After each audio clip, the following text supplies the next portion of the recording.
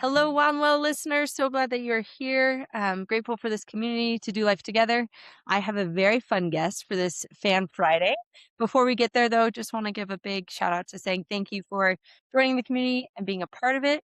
The person here is Mr. Jamie Whyte. Before we get into the impact that you have, I want to say thank you because you've known me Y- since infancy, friends of my parents. You've seen the good, the bad, the ugly, heard the ups, downs, and all arounds of my life. So to be 35 now and you've seen, again, you've raised your own children, you've seen me in my best selves getting married and also in some of my challenging moments and loved me through it all. So thank you. And then coming into the space now, you are an empty nester. You're in, I don't know what you like. Tell us, what do you like to call this final third of your life, the final stretch? What does that look like? Yeah, well, I'm either in fourth quarter overtime. I'm not quite sure which. Yeah, it is a great season, and the more I read about this season, it talks about kind of some of the best years of our lives can be in our 60s, 70s, and 80s, which I know at 35, you're like, seriously, I can't believe that one, I got to wait that long to have some of the best years of my life, but two, that the years you're experiencing are pretty good. I think I'm always in transition of some kind, always a little bit restless, maybe looking for the next thing. Vocationally, I spend time as the official title, Senior Vice President of Human Resources for an energy company.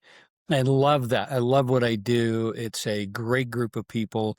We're headquartered in Denver. Our properties are in Wyoming. We had 3 years in a row. We were the best place to work in Denver. And so it says something for just the quality of people are there, the senior leadership of the company, and just that we're focused and we're working together on, being a source of natural gas energy in the U.S. So that's what takes, kind of my core time. And then avocationally, the things that are, passionate. One of the things we'll talk about here is the Finishing Strong initiative they started a few years ago. Would be one. I spend a fair bit of time in Rwanda on some both investment things and some ministry things, and that's super exciting. And then being a dad and a grandfather of 7, father of 3, grandfather of 7, and that keeps us busy. So we're in a good place.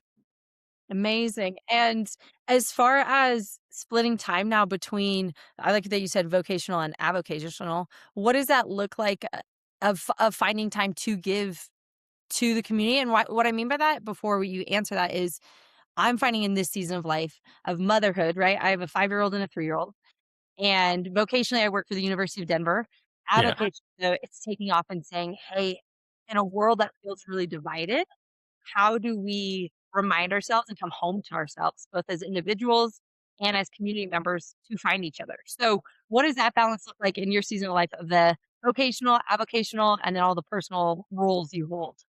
Yeah, I think it's sort of mixed. It's not like one is from 8 to 5 and the other's from 5 to 7 or whatever. And I do appreciate this season of my life where I do have that flexibility. I dialed back work to 75% about 2 years ago. And it was for the purpose. I was like, hey, I don't really want to retire. I just want more time. I want to spend time doing the things that I've thought about and wanted to do for a long time. And so it was a great CEO was like, that's great. Kind of how do we make that work? And so, officially 75% time. So that gives me more flexibility to do some of those things that I want to do.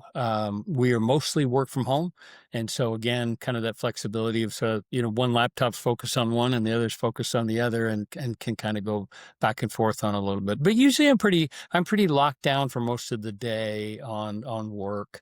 And then different things can come in through that. But it's a nice balance. And I think that this is a time where I was talking to somebody the other day about this. We're in the season where we have this affluence of time in this age, and I want to use that well. But I'm also in the season of I don't have to do things I don't want to do anymore. And I think it's so much in my career and life. There were just things I had to show up to, things I had to be a part of, whether it's committees or boards or meetings and what. And it's kind of a nice place to be to go. oh, I'm done. Goodbye. And get to kind of choose where I feel like what's life giving to me as opposed to life sucking. Yes, I love that. Nick and I joke, when are we old enough or mature enough for the Irish goodbye? And so it sounds like you found it. You've given yourself that permission because I don't know if there's actually a threshold, but the fact that you've given yourself that permission is amazing. I've done the Irish goodbye at night for decades, so I promise you that my Decades. family knows that well. He just disappeared. Yeah. That's my dad too, actually, as you know, which is funny. And again, it's giving yourself permission because why? For what reason do we not need to or whatnot? And so that's amazing. And then please share on anything vocationally if you want. But my question is with with regards to finishing strong, we'll add all those into the show notes and how we can find you. We'll get there in a minute. What we see counseling, right? My background's in mental health is once a person retires or heads into their 60s, 65 plus, it becomes a season of wants, hopefully, but no longer needs. For example, a person's no longer needed in their family to raise their kids. A person's no longer needed in the workplace to finish out. There can be new hires at a cheaper cost, all those things. And that can create higher rates of suicide, higher rates of depression, higher rates of anxiety. And so what you're doing actually is phenomenal. And I've started to say like, oh, go check this out because for my dad, right? I love that he has more time because that means we get to spend more time with him. He gets to drive over, it's awesome. However, what is he doing with the rest of his time? That's where I'm like, fortunately, he's choosing things to fill his space, but it's because we want him to, and it's because he wants to, but it's no longer a need. And so there's that tension that we see of how for our our fellow friends and community members that are in their fourth quarter, with your words, like what got you into that, and what are you seeing as the impact as you engage with finishing strong? Yeah, yeah. Well, about 4 years ago, I knew I was going to be heading to retirement at some point. I just didn't know when. Oil companies are always for sale, and so you just never know what happens. And it turns out ours actually sold, but they kept us all, so we get to take another swing at it here over the next few years. And so I began to look around at people who were 5 to 10 years older than I and watching them retire. And it's a little bit of a maybe a paradox from what I said earlier. It's the best of times and it's the worst of times. It's the best of times with the freedom. And just like you said, all of those things of health and loneliness, lack of identity, lack of purpose, marriages, the graying divorce is a real deal where people kind of get to their 50s and 60s and go, I don't, we kind of had our focus on our kids and now we're done with that. And so it is a very high rate of divorce in this age. And so I started looking at him and going, gosh, that's not the end game. My end game is not to be floating in a pool, or trying to lower my handicap or just taking the next vacation. That I've worked all these years to go to be somebody and to do something that's got value, whether there's a spiritual component to that or just a life purpose component to it. And so I actually hired a coach, hired a guy named Bob Goff who came alongside me, and we spent a year together and sort of,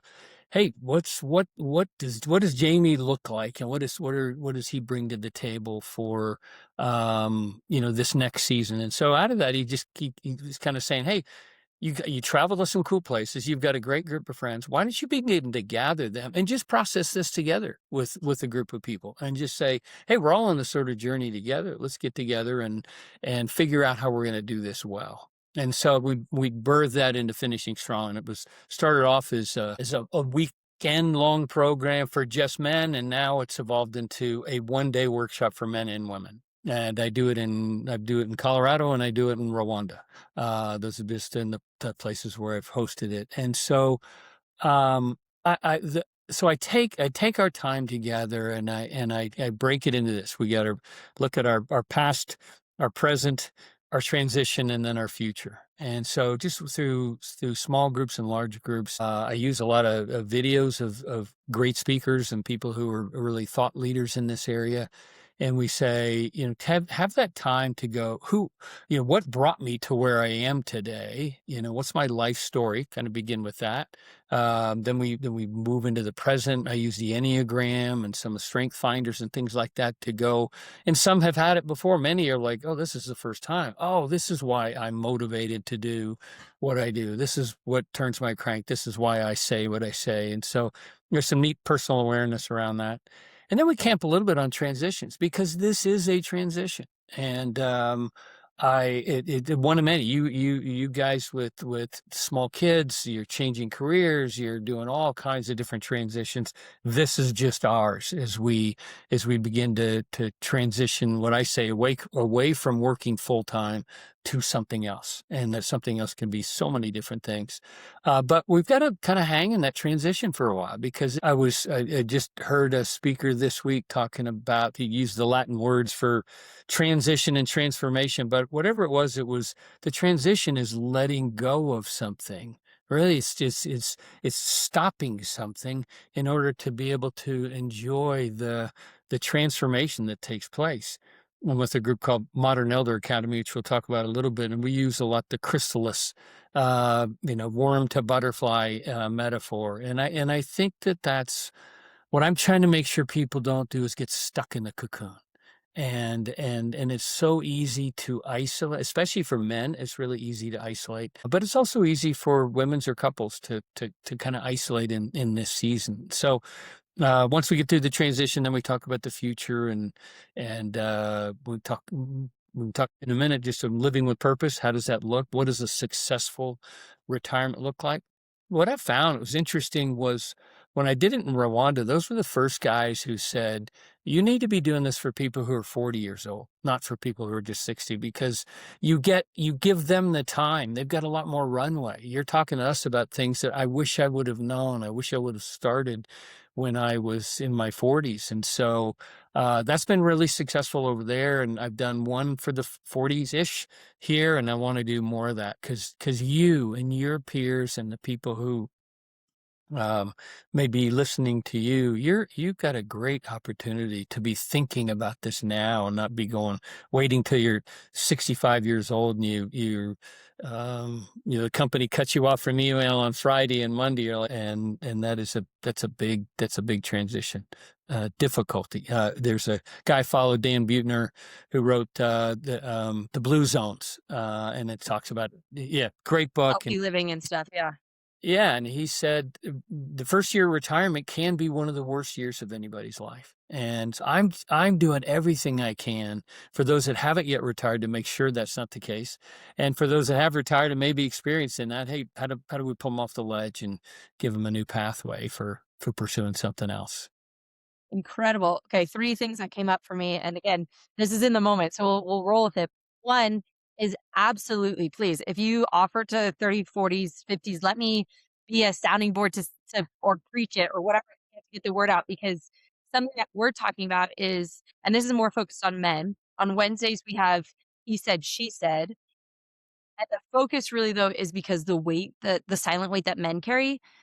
Yes, women carry it. However, we have communal spaces to share it. If we talk about religious places or spiritual places of gathering, it's actually really rare for a church, for wherever, and this isn't church bashing, this is a reality, statistically speaking, that there's no community groups for, like, Father's Day out, or just even Yeah. gathering together, or men's groups. Like, sometimes they might have a general one once a month where they can go play football or pickleball or basketball. Awesome. But that's once a month, if that, if not quarterly, if it even exists. And then for women, there's 15 different ways to get together. There's all these different conversations to be had. And so something that we've really talked about is the gap that there is as soon as someone leaves college years, especially for men, college years from diaper to diaper, but from college till the end of time, that then there's not this offering for guys to gather together and say, "Hey, let's do life," unless there's something from a Bible study that organically happens or people really fight for it. So one, cheers to you. Please, yes, let me know if there's something there, how we can support you, because you're reaching, yes, the co-ed, but really that niche for men to say, "Hey, my life still matters." Like the man's life matters as much as a female's life matters, a woman's. So that's one piece. Two, how cool that you do both in Rwanda and you're seeing some effects there, and then also in the US, because that's a part of our awareness we want to bring to the table is we're all humans. We're all designed in God's Hmm. image. And so regardless if it's Africa or South America or the US, we're desiring the same things. It might come out a little bit different, but we're desiring the same things. And so how do we meet those needs via Zoom, via in person if you fly out there, what that might look Hmm. like and stuff. And so, and then the third piece I would say is really coming back to, it sounds like it's scripted, and yet in the sense it's both individual and communal. Will you go into that a little bit, Jamie, of like what those retreats or what the experience looks like? And I know lots of it is actually in the moment, so please don't, reveal behind the curtain, but is that individual mixed with communal, because that is so powerful. Mm. You might have to ask that question again at the end, but let me go through your other couple of them. I think for the guys gathering, I think guys have to want to, right? I mean, the worst thing that can be is the spouse is saying, "Hey, shouldn't you find some friends, your own age to hang out with?" And so, I think I've been really fortunate. Your dad's been one of those people. We chose 45 years ago to get together for breakfast on a regular basis, and we still do that. And we're so fortunate to have that kind of relationship with friends and couples as well. But I think guys have to want to do that. And yet I'll also balance that to say, it's a difficult season to find that time for parents of both sides, especially when there's two working parents, and who's got the role, what roles do you have of taking kids to school and doing all that kind of stuff, and then you've got a full day at work, you come home and you want a combination of, you're supposed to exercise, you're supposed to hang out with your family, you're supposed to go to sports games, and then, oh, by the way, you're also supposed to go to a Bible study or be involved in something that's goes. So it's challenging, but it can be done. It just but I think it has to be the will and the want to try to take that time and look at that schedule for the week and say, where can I fit that in? I always say, you put 12 people together and I'll do a workshop. It really doesn't matter when and where. And I've done them at churches and homes, and at rent a facility or whatever it is, and so the format in that, ask me that last question again, because I got a little hung up on that, the balance you were asking about. The question is, it sounds like to me, or what really stuck out to me was the gatherings or the experiences are both Hmm. in nature. So you're not Hmm. doing one coaching. You might do that separately. However, you made a statement or asked how does one reflect on that? How does one come back to themselves? And so share that duality or the ebb and flow of both communal yet individual work. Yeah, that's the one thing I regret about moving it from a weekend to a 1-day workshop. We don't get the quality reflection time that we did on the full weekend. And it's all basically the same material. It's just truncated and to accommodate a 1 day. And it's just, people find it easier to take a day off than they do a weekend. So I'll take the 80-90% that we get out of it and go with that. But we still have some time out of each one of so through the course of through the day, there are times where we just say, hey, take the time, here's a question to ponder, to reflect. How are you finding yourself in this question, this picture, this story? And then a time for them. I always have small groups of maybe 3 to 5 where they get to then break out and share that with each other. So there Yeah. is that both and, if you will. Awesome. And then for you, a question for you. What this week we talk about different themes, and this week is life hacks. So something for you when I sent over is, what would you share has been something in this season of life, or that you would offer either to younger people or people in your same season, just to like, hey, try this or do this, or have you thought about this? That's a question. One, yeah, I think and we've already hit on it a little bit. One of the 4 pillars that I talk about in the Finishing Strong. I talk about physical health and spiritual health, relational health, and financial health are the 4 pillars, and then all under the umbrella of purpose. But that relational health would be number one. And there's a Harvard study that's been going on in the 30s. People quote it all the time. And it says that of everything, when we look at lives in the 60s and 70s, what makes a successful life? It's relationships, number one. And it's especially people who had relationships in their 40s and 50s who have developed those over time. So I just think there's something. You had a guest on the end of February who talked about the gathering of people, and that's something that I have done a lot of, and I'm going to continue to do with more intentionality. And so I think the life hack would be gather. That's just however you can do it, and whatever that looks like is to find a time to gather with people outside, with the family. Core family time is incredibly important, but it's also getting outside of that bubble. One of the things that I'm starting, which you will be a part of, is just trying to get intergenerational people together, and go. Rhonda and I want to delay going into a retirement facility as long as we can. It's probably inevitable, right? Everybody ages out of being able to have independent living if you age long enough. But as long as we can, we want to stay in a multi-generational community. Some of that's natural because of kids and grandkids, but also some of that's we want to make that intentional with friends just like yourself or other people in the community. Say, let's gather and see how are we at different seasons of life dealing with some of this craziness in the world that we're facing with. And we can learn from each other. This is not about older adults telling younger adults that this is how you do it. It's really what are you learning, and how can we learn from what you're experiencing now at this season of your life? Yes, I one of our components is multi-generational community, and we're having a dance party actually that starts May 22nd, and then we'll roll frequently throughout that, and it'll move throughout the country. And so the reason for that is in person, it's phone free, it's alcohol free, and then it's multi-generational community. So that's Wow. yes, I'll send you all the stuff. It's fun. I'll send you all the details. Invitation for sure.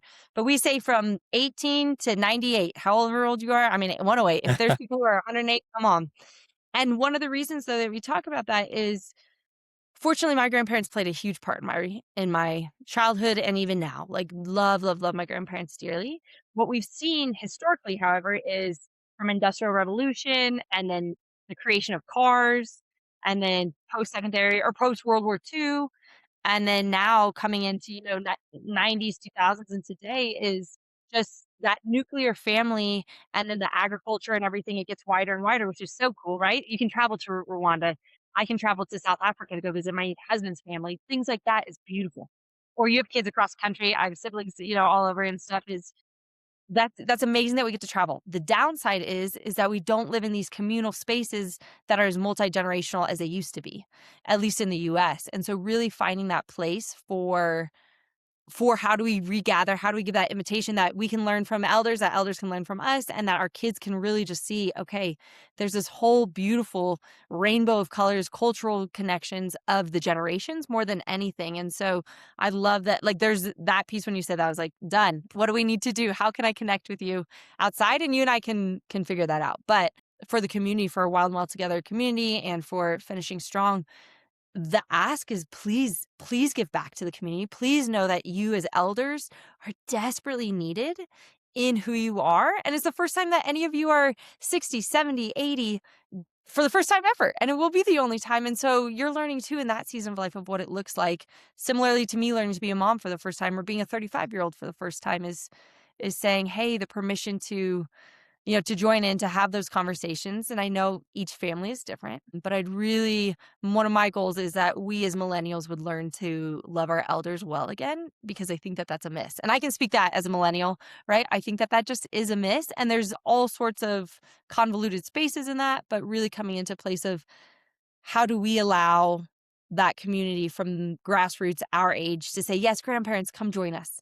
Yes, aunts and uncles, come join us. And so I know it looks different from family to family, but that would be that's a hill I'm willing to die on. So I'll go there. But tell me for you, yeah, as far as professionally or personally, just that involvement of that multi-generational, what's your hope and your goal? You touched on it a bit, but what's the Jamie heartbeat of it?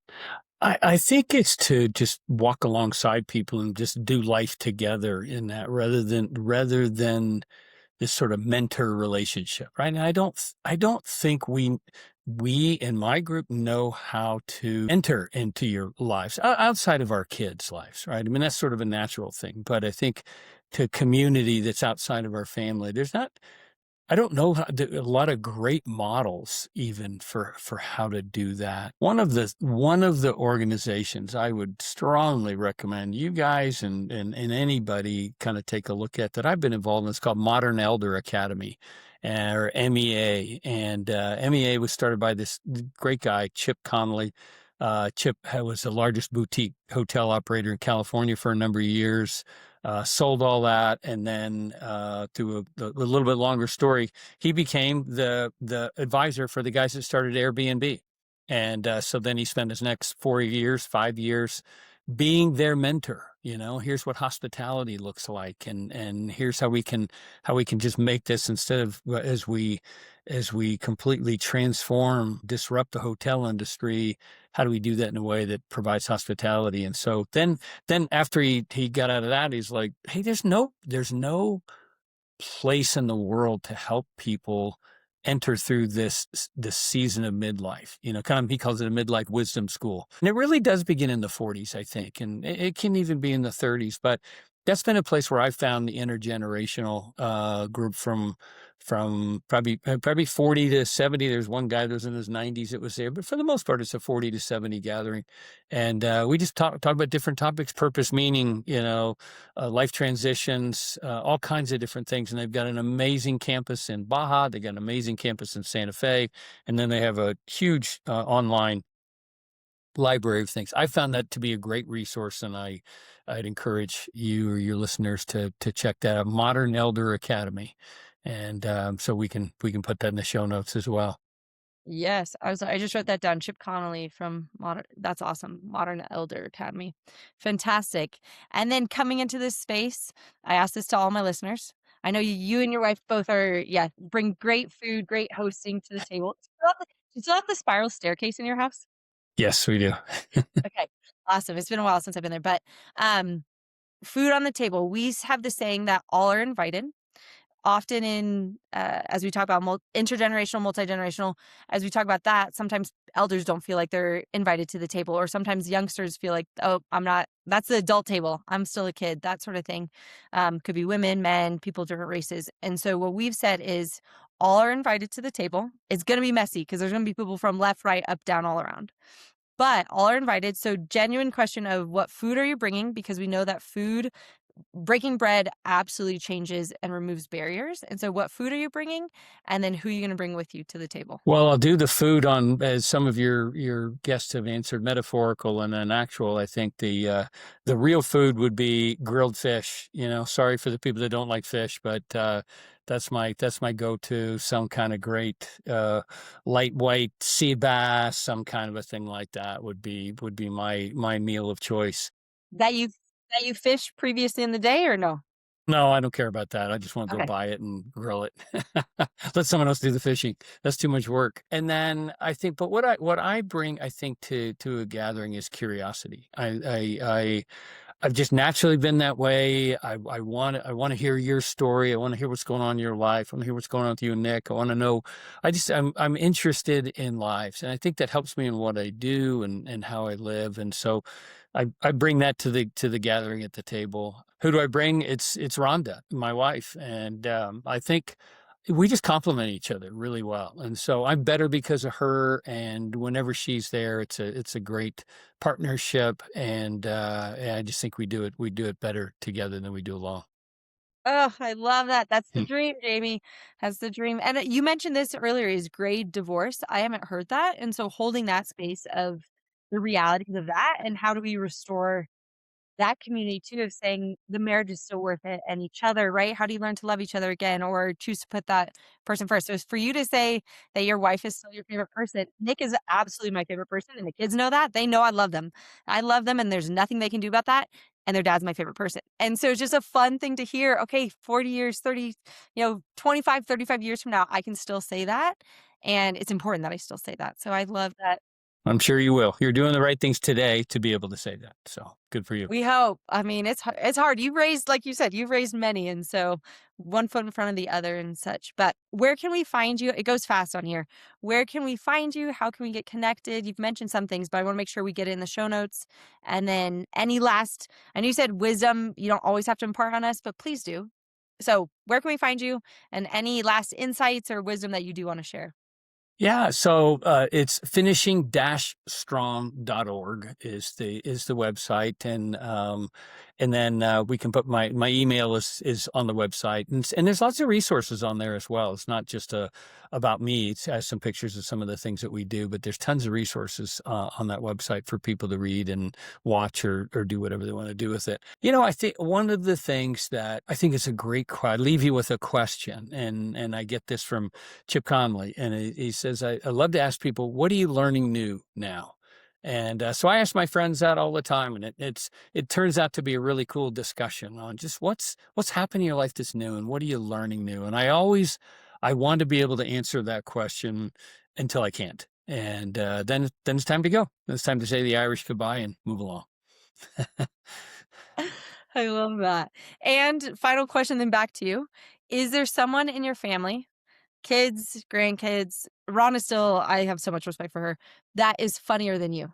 Is there someone that has taken Oh, I think they're all funnier than me. Jack ranks as just our funniest. Always has been, always will be. Nobody's quicker than him when it comes to making people laugh. So absolutely Jack. Oh, I love that. I think my brother was with him for Easter, so I love Yeah, that they they're all were. Yeah, going to have that time together and stuff. So amazing. Well, thank you, thank you, thank you, Mr. Jamie Whyte. It's fun that I yeah. called you Jamie on here. I felt I know. Do it anytime. like, do I call Mr. White? Do I call Mr. Jamie, or can I go ahead and just rip the band-aid off and say Jamie? So, Yeah. um, safe travels. I hope it's a beautiful time in Africa. And yes, thank you, thank you, thank you for being on here. Yeah. Finishing strong. We will put it all in the show notes and ways that people can get involved. I'm also going to add in, though, Chip Conley and some of the other things. Bob Goff, we got amazing resources that you have that people can link through, because one of the terms that we have is really living out of abundance and saying, great, if people engage with Wild and Well together, would love that. Absolute invitation. But if someone's like, hey, I heard about finishing strong because of Wild and Well together, awesome, go be part of that community. That still makes our communities better. And so we will link all of this and give resources, because that's one of the greatest ways that people can continue to remain curious and have those pragmatic places to go when they need those resources. So thank you, thank you, thank you for being on here. Yeah. Wild and Well listeners, we're so glad that you're here. This is another episode of Fan Fridays with Jamie Whyte, and we will be with you next week. Take care, y'all.